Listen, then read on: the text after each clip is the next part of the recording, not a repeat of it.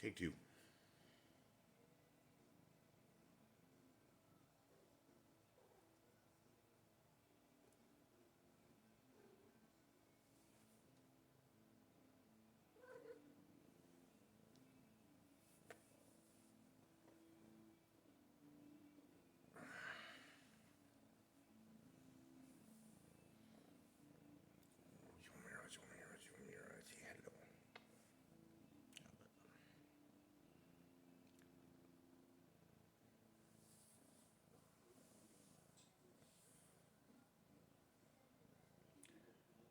This is more concise redux of a video I recorded earlier that ran about 14 minutes, I believe, and that I think I'm not going to upload. I think I'm going to keep this shorter. I have another topic, but it's not like a really long one, so I'll probably just mention it at the end of this one. Oh, excuse me.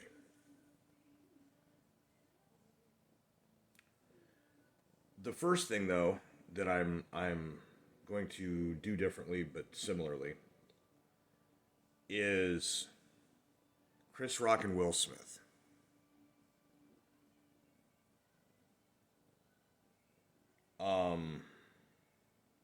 Everyone is still talking about it, but I think, a lot of it is just, they're looking at it from a surface perspective. I saw a stand-up comedian's take on it.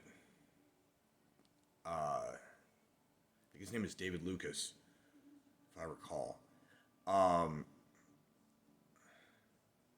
That Chris Rock was just a stand-in for every person that Will Smith had no authority, right, or chutzpah to walk up and slap for anything to do with his wife. And I've seen a few people mention the fact that it is definitely indicative of Mr. Smith needing to get some kind of therapy, and not because he is inherently unstable or that there's anything wrong with him per se, but because the situation causing him to have an outburst like that is a very deep-rooted thing to do with his marriage. And I'm not going to go into that because it's been made public. If you want to know what's up with it, go look it up. That's the dumbest thing ever to put that out there like that, but they did. He got turned into a meme. He's still a meme. He keeps being a meme. There's something to be said for not kink shaming. Being like, you know what? If somebody's going to do a thing, they're going to do a thing. I've been in a similar situation. And you see my videos now. If you've seen my videos for the last 3 years, basically just me and my cats in this empty house. They have kids. They are also very rich, very famous. They are able to function and exist and whatever. But he's like cracking up under the stress. What that means is that she needs to consider his needs before her own. The problem is that in the past, her consideration of his future needs, and to some extent the fact that she was hoeing around before she was with him too. I'm not going to slut shame. You can do whatever. That's fine, whatever. But she was getting around like a star fucker. And then she married. I mean, she got into the business. She acted as well, obviously. But even as an actress, she was going around collecting heads. And I don't know. The other end of it is, you got to know who it is that you're getting married to. And if you're getting married to and having kids with somebody, especially if you're having kids with somebody that has this kind of a personality, you cannot pretend that it's not going to happen in the future. You can't ignore it. You can literally actually do so. And it will only lead to personal ruin and suffering. I think it's stupid that this is such a big thing. I think it's kind of interesting and hilarious that Cuck is trending on Twitter, that so many people are drawing a Jack Murphy beards on Will Smith. And most people don't know what that means, which means after having tried to bury it, cancel or block or harass anyone that tried to bring it back up. Another outburst in public guy on a show live.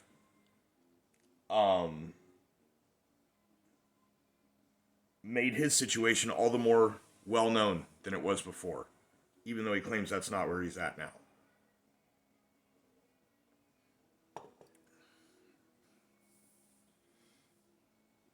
I'm not even going to say his name because he's not worth the time.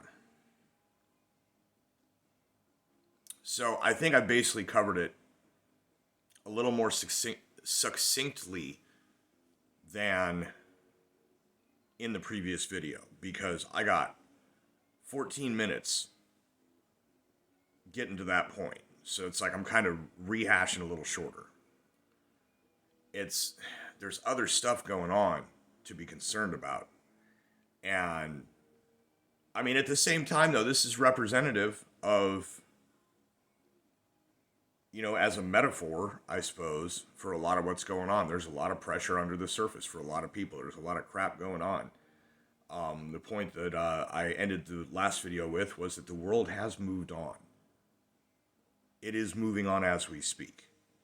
And this is an expression that comes from the Dark Tower series. It's a series of books.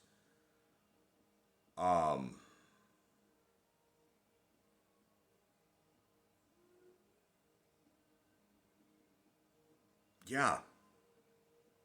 The world is moving on. In many ways it already has, and in other ways it still is. Things are changing. The world that we knew has moved on. What the world is now, we must get to know. And right now, what I'm seeing in the world that we have now is a lot of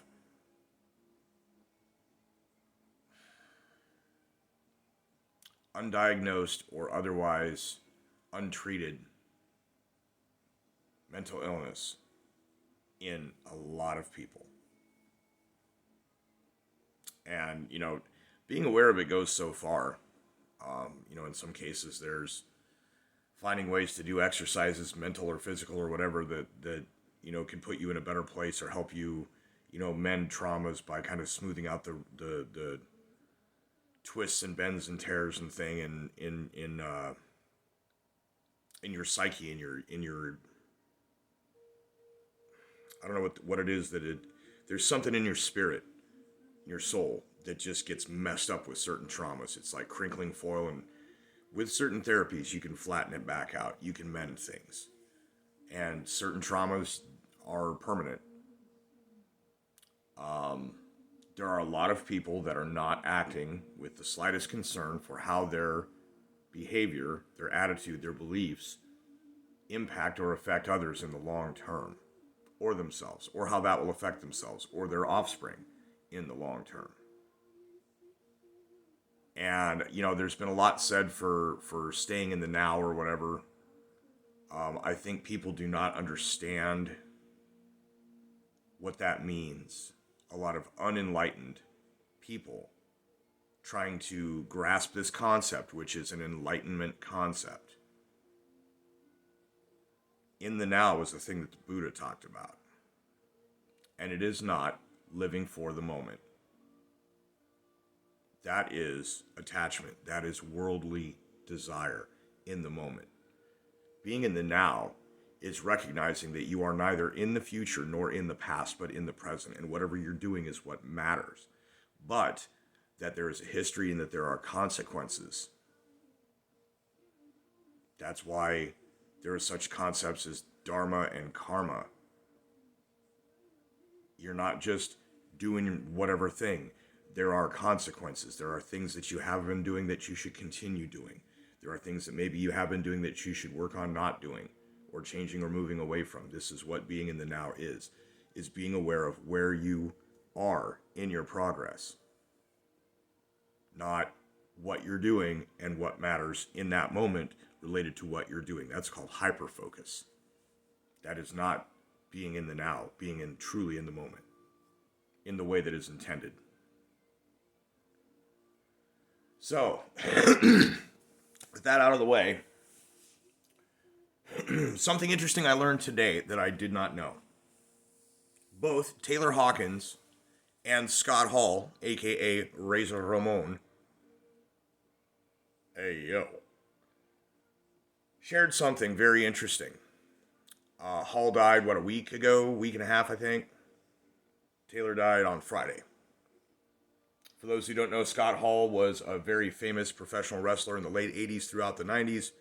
He faced a lot of issues with addiction, and eventually his body kind of started falling apart. He managed to get things, together in his life. He got clean, he got sober, he started getting healthy. Then those bullshit liars with their fake TV doctors did this pandemic, and he was a casualty. He began drinking again. His health dwindled. At one point, he fell, broke his hip, and was laying on the floor with a broken hip for 3 days, unable to help himself or answer the door or call anyone. Till eventually, his friend who was helping him with yoga, another professional wrestler from the same era, who has remained clean and is helping as many others as possible, came in and saw him, found him, took him to the hospital. Complications from that broken hip led to a blood clot, which escaped his hip, kind of the opposite of what happened to my Steve OK. Went to his heart, gave him a heart attack, and he was put on life support until his family could arrive, and then he was removed. It's very tragic.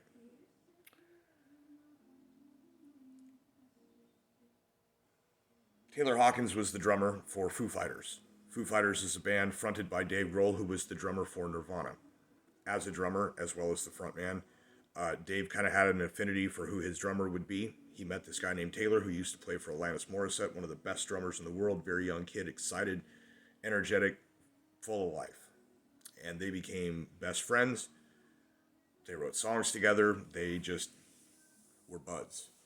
And Dave already lost one of his buds in Kurt Cobain, the singer for Nirvana. So, and if you don't know that history, I don't know where you've been living.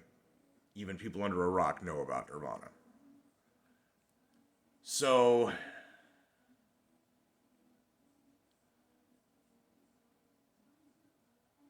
Taylor died of what sounds like a heart attack. But TalkScreen showed a lot of stuff in his system. Some of which is understandable. Things a guy of 50 years old who is a hard-hitting, highly active musician is going to have some joint issues that may cause him a little pain. And he may have some anxiety issues and such. But being on mental health and whatever, and apparently it's possible that the particular combination can also cause a fatal arrhythmia. They just put out their 10th album. All of their albums are excellent. There are no bad songs. Like, that's legendary. So, Scott Oliver Hall and Oliver Taylor Hawkins passed away within about a week and a half of each other. Two things happening close by like that, it is literally the definition of the word coincidence.